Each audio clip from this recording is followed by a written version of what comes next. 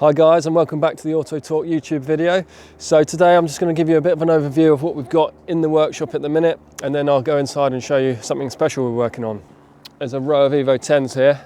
It's probably our most common car we work on in Auto Talk as far as Evos go, because they're probably a more daily used car, and they do a bit more mileage now than the older cars. 3 Evo 10s in for engines at the minute. They started at the start of the year, so we've basically got 3 different failures. I'll take you in the engine room in a bit and show you what's going on with those. Black one there, that's in for an SST issue. Silver one here, we've got a few modifications going on that. It's got a bit of a boost leak, so it needs a new intercooler. And the left-hand drive Evo 10, you may have seen this one in with us before. It's had a clutch, it had a gearbox build from us. The customer got it back, and now unfortunately, because it's running quite big power, it's had an engine failure. Over here, it's quite a well-known GTR in the GTR world and in the modifying scene. This is Nico's R35 Gtr. That's it's got the Liberty Walk kit on. It's got one of their custom wraps on it, and yeah, the Vossen wheels. It looks absolutely stunning. It's come into us with a ABS fault. So another common issue with the GTRs is the ABS fault throws up a light on the dash. ABS pump goes. So that's a case of removing the pump. We actually ship them away, get them refurbished, and then they come back to us. So it's approximately like 1 to 2 week turnaround on that sort of job, but we do see that a lot on the sort of the 2009, 2010 GTRs. So that's what that car's in for. Okay, so now we're going to head over into the other workshop, and I'll show you a couple of builds going on over there. So over in this workshop, we've got a couple of projects going on. This is where we generally do the long-term projects over here. You've seen this one before, Jamie's Integra. That's the 4-wheel drive conversion. So that's that's well underway. We will be doing an updated video on that very shortly.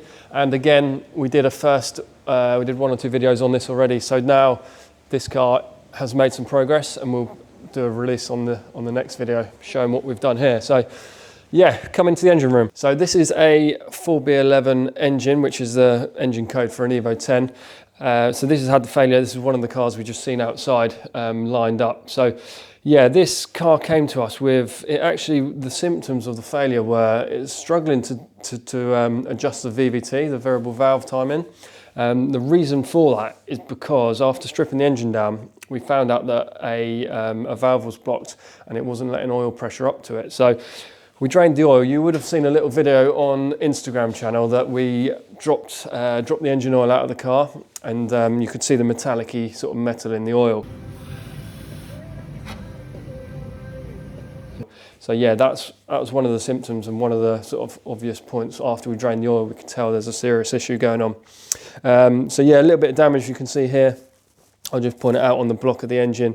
You can see where the crank sits. It has worn all the way through the bearings, and it's also done the big end bearings on the bottom of the conrods. So you can see the colouring on there and the wear. Also the crank is discoloured, worn, and it's actually grooved. You can feel it with your fingernail.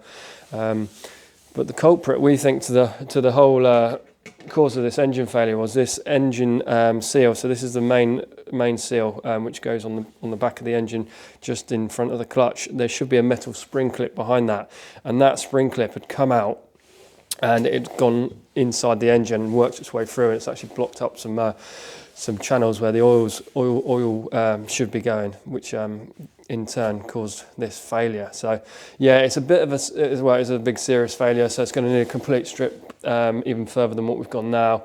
Find out if there's any components salvageable, and then work out the rebuild procedure. Seeing what we want to do. It is already a forged engine, so it's going to go back forged because it is a big power car. We just need to work out what parts we can reuse and what we need to renew. Okay, for now we're going to carry on building this engine, and if we find anything else, we'll give you an update and we'll put it on our Instagram and our YouTube. So yeah, that's it for in here. What we'll do is we'll head over to the other workshop where we do the more faster moving maintenance work, where we've got a pretty special car that we're doing some work on. So today we've got something pretty special in. I wanted to show you this car because we've recently done some underbody restoration to it. I say recently, it's probably over a year ago now, but we haven't seen the car out of storage since just now, so it seems like it's done fairly recently. But what we're doing today is we're doing some maintenance work on it. It's actually having a clutch.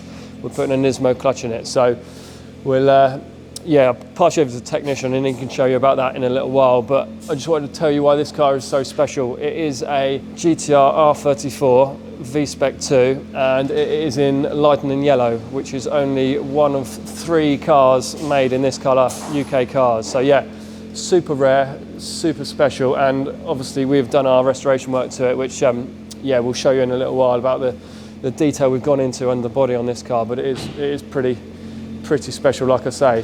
Right guys, it's Fabian back at Auto Talk again. We're here underneath this R34.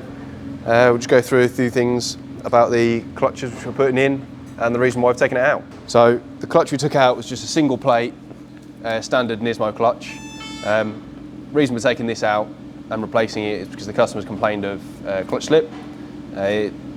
Thankfully it's not contaminated, so there's no oil leaks on it, and it is just a worn out clutch itself, which is quite a nice easy job.